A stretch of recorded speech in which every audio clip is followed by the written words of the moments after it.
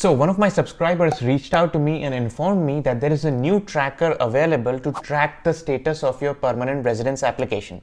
So if you've sponsored your spouse or partner or dependent child, meaning the sponsorship under the family class, and you've received at least the acknowledgement of receipt, the AOR from IRCC, then you must have been assigned a UCI, and then you can track the status of your application using that UCI in this new tracker.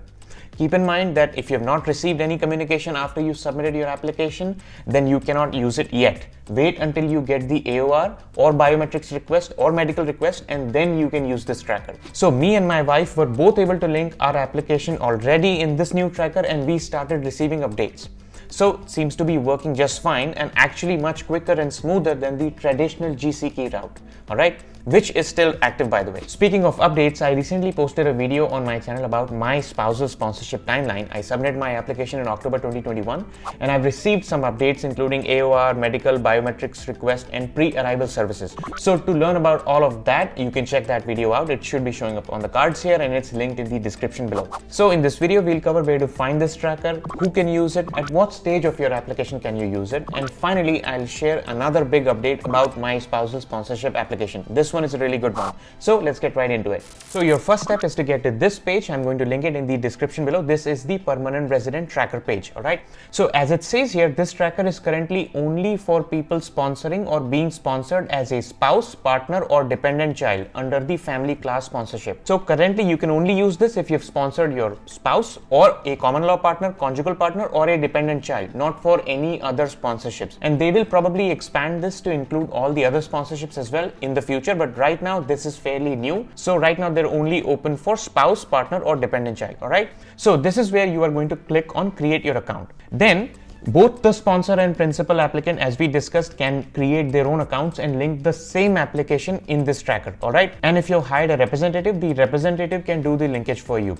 But I'm going to assume most people would just create their own accounts because it's so easy to create. So what we are going to do is create the account from both sides, the sponsor, which is me, and the principal applicant, which is my wife. So let's first do the sponsor side. All right. So just select principal applicant or sponsor. And then once you get to this UCI, this is where I will enter my UCI, which means the sponsor's UCI. UCI is the 10-digit number which you must have been assigned when you did your own PR. The sponsor and principal applicant's UCI are different. All right. So you can find this UCI in the AOR email for the sponsor that you must have received. Remember, AOR email is the prerequisite to be able to link your application using this tracker. So I'm just going to find my UCI and put it here. First name, so I'm going to list my first name here, last name, date of birth.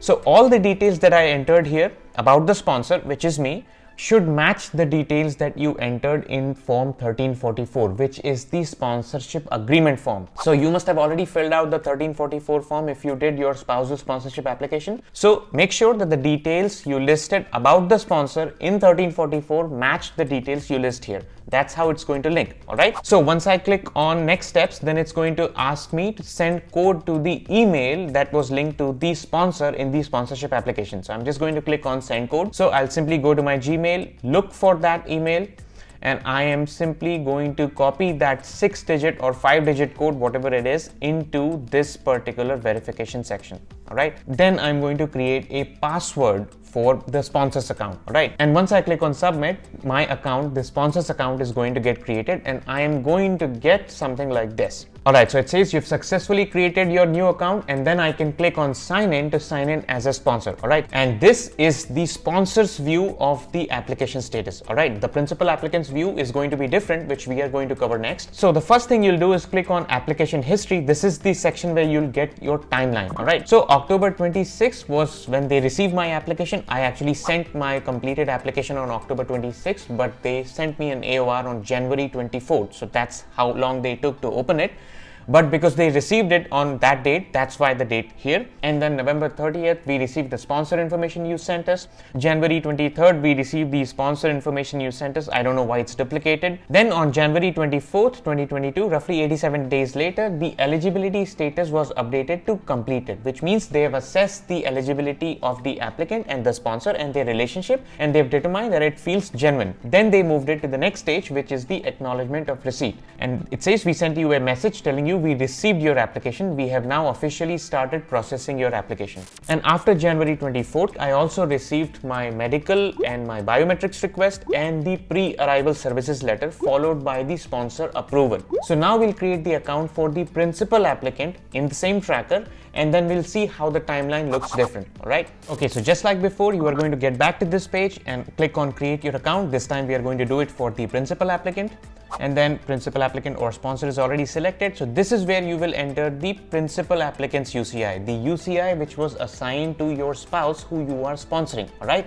So I'm going to enter the UCI of my wife here, which she was assigned in her biometrics request. All right. Not the AOR. The AOR is usually meant for the sponsor with the sponsor's UCI. Then first name, last name, date of birth, place of birth, country of birth should exactly match the details that you, the principal applicant, listed in your 0008, which is the generic application form for Canada. So if you listed Mumbai as your place of birth in your generic application form for Canada, under that section place of birth, then you have to list Mumbai here also, because that's how it's going to match the details with your permanent residence application, and that's how it's going to link. All right. The generic application form has to be filled out by the principal applicant whenever you are being sponsored or just applying for a permanent residence program for Canada yourself. And I have a video explaining how that form works online, and it should be showing up on the cards here, and it's linked in the description below. So check that video out if you're looking to understand the generic application form for Canada 0008. All right. So once you enter your details here, the principal applicant, then you're simply going to click on next step. They are again going to send a code to your email, just like we saw in the sponsors section. Put that code back in, and then you will be able to create your password. Once you create your password, then you will log in or sign in as the principal applicant. All right, so let's do that next. And this is the principal applicants page. It's structured pretty much the same way as the sponsors page, with the application number, date received, destination. This destination, Toronto, Ontario, by the way, is also the same destination she listed in the 0008 form. All right, that's why it used this information to match the existing permanent residence application for my wife. Then there's contact details, which by the way you can update down the line using a web form. If you just click on contact details, it will take you to that page. And then this is the sponsor information, and under view details is where you will get a detailed timeline, much more detailed than the timeline it showed for the sponsor, which was me. So couple of things to note here. Eligibility says completed. Medical exam is in progress because she hasn't yet given her medical exam. She's scheduled to give this on the 7th of February. Background verification is completed. So this is a big update I wanted to share with you. So if we scroll down to the application history, we get a much more detailed view of the timeline. So as you can see, October 26th was the application received. They opened the application in January 24th. So that's why I received the AOR on January 24th. But technically it was submitted on October 26th. That's why it says received on 26th. Then complete biometrics instruction was sent out on January 23rd. Medical instruction was sent out on January 24th. Then medical activity was updated to in progress on January 25th because she has not yet given her medicals. She's scheduled to do that on February 7th. Once she submits her medicals, I'm guessing probably it's going to happen really quickly now, and then it's going to show as completed once her medicals are cleared. Then eligibility status was updated to completed on January 28, 2022, which means that she passed the eligibility test for permanent residence, and that the relationship between the sponsor and my wife was determined to be genuine. All right. Then the background verification activity status was updated to completed. So the biometrics that she sent on January 27th, 2022 was communicated to the IRCC, and almost instantly the background check came through. What they must have done is run her fingerprints against the international database for terrorism and their own database for any kind of criminal activity and deportation history, which came out clean. And another thing they must have done is quickly verified her police clearance certificate from India. So this is the reason why this stage of background verification takes so much time for a lot of people, because your police clearance from your local jurisdiction is stuck in limbo for whatever reason. Either they could not verify it from the local jurisdiction, or the local police station where they might have called to verify is not quick to respond, or your police clearance certificate has expired. All right. So from what I'm guessing, because it happened in one day, they must not have even called my local police station. They must have been okay with the police clearance certificate which my wife uploaded in her application when she did her permanent residence application. All right, so that's why uploading the police clearance certificate is really important upfront, because that saves you the time in background check, and clearly that is exactly what happened in this case. So on January 28th, then we received the pre-arrival services invitation. Me and my wife both received that because obviously both of us have linked the application to this new tracker. And this pre-arrival services is a really good sign. This means that now your application is definitely being considered for permanent residence.